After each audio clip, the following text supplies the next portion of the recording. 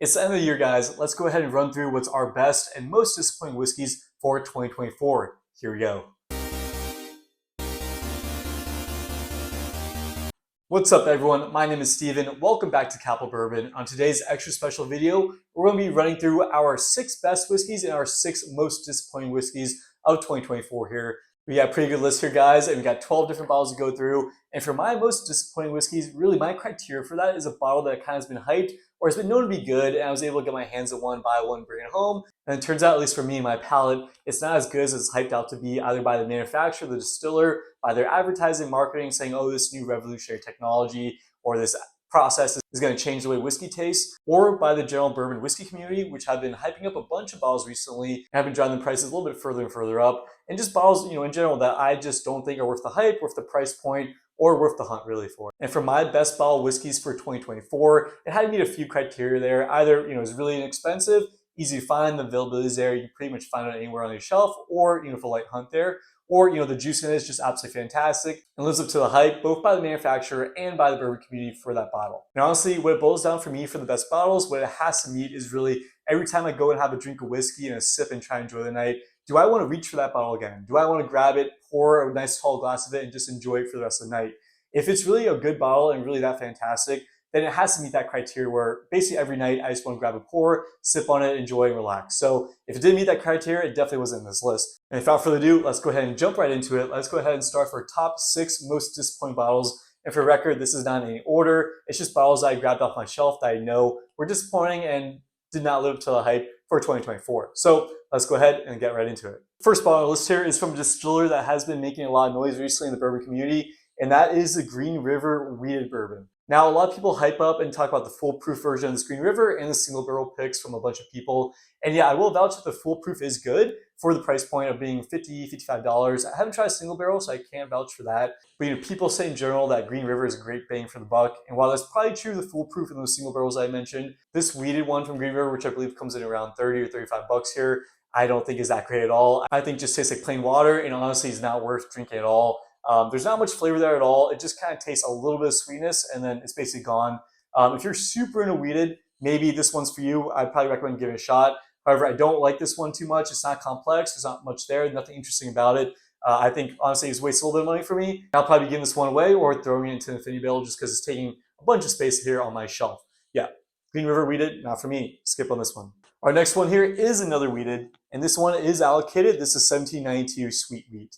I don't know, maybe I'm just not a huge wheated fan as I think I am. I do like a bunch of the wheateds that I have on my shelf, but these two here are just not hitting it for me. This one, the sweet wheat, is allocated, and you will see going for a pretty hefty price on secondary markets between $130 $150. Although the 1792 allocated products are becoming a little bit more available. The sweet wheat here and the age 12 year. Although the age 12 year I think is absolutely phenomenal, worth it for that price point. The sweet wheat though lacks a bunch of stuff, no complexity, not much depth, not much flavor to be honest. Again, kind of just like a watery sweetness with this one. I can palate it, and it's definitely better than the Green River wheated, but for the price point, for the allocation, for the hype, for everything that you have to go for finding this bottle, hunting down this bottle, it's absolutely not worth it. And when I tried it, I was really disappointed with it. So yeah, one of my most disappointing bottles of 2024. Up next here, which is probably a fan favorite, we got the Four Roses single barrel strength. And this one here, the mash bill is OBSF, 66% corn, 35% rye, 5% malted barley. And yeah, for some reason, this one, I was super excited to grab this one. The guy in front of the ABC store returned it, and immediately, right when he sat down, I grabbed it and said I would take it. My first Four Roses single barrel proof here. And yeah, I was really excited to try it, and unfortunately, it was disappointing. For me, there was just a bunch of earthy, grassy notes in it, which I'm not a huge fan of. That kind of reminds me of a bunch of Jim Beam products, which again, I'm not a huge fan of. I was hoping for a bit more sweetness and brown sugar notes on this one, which I just didn't get. This one here though is 106 proof and comes with 4-1. But yeah, for this one, I'm just not a huge fan of the flavors and what I'm getting out of it. And for the price point, which is $110 MSRP, and limited availability, and we have to go through to actually find one of these bottles. I'm just not a fan of it. I won't be hunting these again in the future unless I know it's an absolutely fantastic bottle that I should be buying here. So for these guys, I would probably say buy it before you try it. At least that's my experience. Our next one here is a recent lineup release, which is the Heaven Hill Grain of Grass. Right here, I do have the bourbon, which is a blue label. However, I'm talking about all of them, the rye and also the wheated version, which is the green and red labels. It goes for all of them. I just think this lineup here is pretty disappointing, especially for the price point and limited availability. Each of these bottles here costs $100, and it absolutely punches nowhere near $100. I would say for probably 50, 60 bucks, it's worth it and a good price at that point. But yeah, I think just the complexity is lacking on these guys, and the marketing on this, grain glass, that's just a bunch of marketing to upsell you on the bottles here. It's just not worth the price, the availability, and what you have to go through to actually find a couple of these bottles here. So yeah, definitely the grain glass series, one of the most disappointing lineup in series of 2024.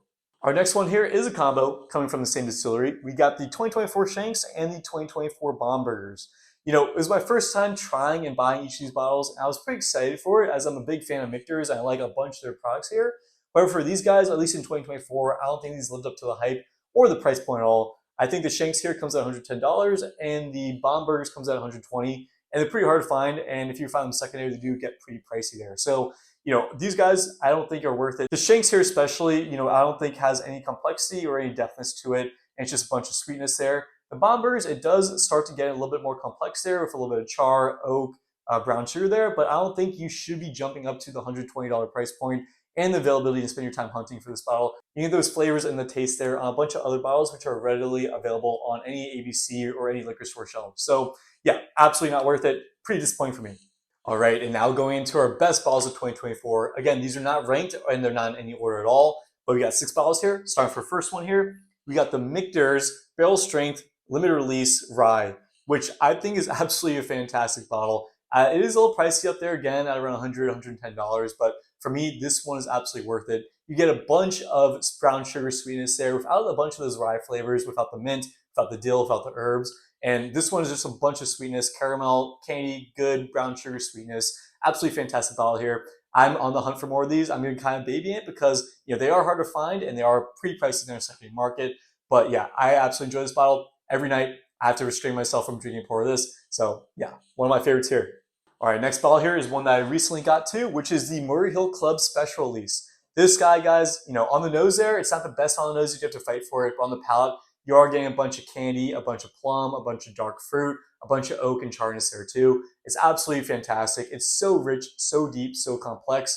Guys, this is a winner here. If you find it, definitely pick one up. MSRP is for $200, and I think it's absolutely worth it. They are hard to find here. Hopefully it's becoming an annual release, which I think it will be. This one I have here is batch number 4.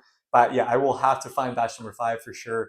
I absolutely love these Murray Hill Club special releases. Nancy Farley and the Joseph Magnus Club here, which is out of Holland, Michigan, what they're doing is absolutely fantastic. So yeah, absolutely recommend this guy. If you can find it, pick it up.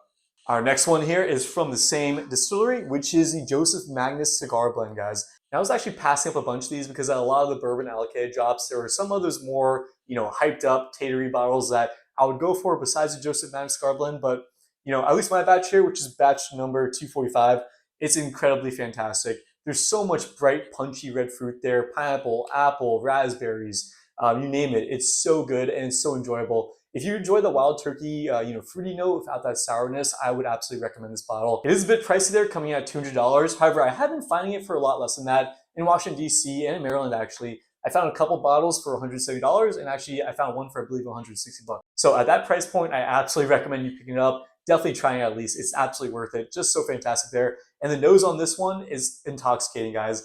Every time I try this one, I'll just sit there and sniff on that nose forever. It's really, really good. This cigar blend here, they're doing something special again. And I actually ended up buying another backup of these guys on my recent hunts here, which is a batch number 360. So that one was a different batch. It's getting higher up there in the batch numbers, but I'm hoping that one's gonna be absolutely fantastic and just as good as this batch number 245. This one is such a banger, guys. You have to buy it.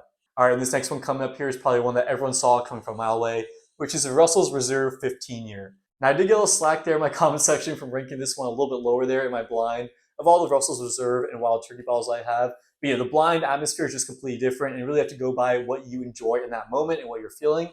But yeah, this Russell's 15 bottle here is actually really special. The complexity, the richness on it is pretty good. You get a ton of oak. This one hits you really hard with the oak. The finish on this one is phenomenal. It lasts 4 days on this one. It really brings the punch on this, and it's absolutely special coming out of Russell's Reserve. One of my favorite bottles here. As you can see, I've been drinking a bunch of it and been sharing a bunch of it with my friends. And I think I'm going to kind of bunker this bottle. It was really that good that I had to get it back up here on my shelves. So yeah, Russell's 15 here, really fantastic bottle. Worth trying at least and hunting for. Oh yeah, and the price point of this one, it is pretty pricey at $250. I do think it's worth it for the complexity, the charness, the oakiness, and the finish I get on this one. However, if I was to find this one and a $160 Joseph Magnus Cigar Blend, I'd choose one for my money. I'd probably go with the Cigar Blend. But yeah, anyway, if you can find both and you can afford both, definitely pick it up. It's worth it. All right, our fifth bottle here, best bottles, is the 2024 Michter's 10-year bourbon. This one here is actually the 24F, which I believe is the last release here of 2024. Now this one here is not actually open, but I did get a pour of this exact bottle here in DC, and it was absolutely phenomenal. The mouthfeel is great. There was a ton of cream. There's a ton of French vanilla on it too, which I usually don't get from a lot of bourbons here. And yeah, it was just a soft oaky delight and kind of something I would go to every day really. But yeah, after I tried a pour of that in DC, I had to go out and find a bottle for myself because it was just that good. And yeah, I'll be doing a full review here on this one coming soon. So yeah, definitely one of my top bottles here for 2024. Can't wait to get this one open and start enjoying it a lot more often here. And honestly, if you can find yourself a bottle of the Michter's 10-year bourbon, or rye for that matter of fact, you just have to go and buy it. It's really that good. It is pricey. The MSRP, I believe, on the bourbon year is 180 bucks, 190 bucks, which I did end up paying for this bottle. So really happy and stoked about that. And to be having on the shelves and drinking it a lot more often. It's really good. All right, and my final best bottle here, number 6, is the Jack Daniel's Coy Hill. This one here is 2024, 125.4 proof. Guys, the creaminess, the mouthfeel, the viscosity on this are absolutely fantastic. The finish goes on for days, and it hits you at a perfect proof point. The amount of flavors and complexity on this one is absolutely fantastic. And you know, Jack Daniel's knows how to release a limited edition bottle here. MSRP of this one, it's still coming at $80. And honestly, a lot of stores and liquor stores that were selling a lot of Jack Daniel's barrel proof products should be getting at least somewhat of an allocation of this bottle, at least a case of it, hopefully. So you should be able to find it there if you search hard enough. But you know, the question is, how much are they going to upcharge you on a bottle of this? You know, the upcharge on this, I think on secondary market, it's going for around $400 to $425, depending on the proof point that you can find. The higher proof point ones definitely can get up there a little bit more pricey, $450. But yeah, if you find one of these bottles, definitely pick it up if you can afford it. Definitely find it for MSRP. You have to pick it up. It's absolutely fantastic, phenomenal. I've been babying this one though, but I have let my friends try a lot of it. I am trying to find a backup for this bottle that's just how good it is and try to bunker that one. I don't know if I can stomach the secondary market price on these guys right now. Just, you know, the end of the year and buying a bunch of gifts for people. So yeah, absolutely fantastic bottle. Absolutely deserves being one of the best bottles here of 2024. At least a bottle that I've tried and that I've owned. A fantastic bottle of whiskey. All right, guys. Well, that does it for this video. I hope you enjoyed going through my top 6 best and most disappointing bourbons and whiskeys for 2024. Please don't forget to like, comment, and subscribe down below. That helps the channel grow significantly. It helps me continue to make content for you guys. And please leave a comment down below on your best and most disappointing bourbons and whiskeys for 2024. I'm super interested and excited to see what you guys have to think. And if anything on my list contradicts what you guys think, please let me know. I'm excited to hear that and have discussions down below. Without further ado, guys, I hope you enjoy whiskey. Happy holidays, Merry Christmas, cheers, I'll see you in the new year.